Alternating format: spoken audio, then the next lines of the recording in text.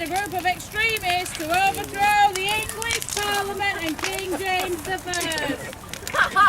Needless to say, he was unsuccessful. He was caught, tortured and executed. The Houses of Parliament still reigns today. To commemorate his capture, chant with me. Remember, remember, the 5th of November, the gunpowder treason and plot.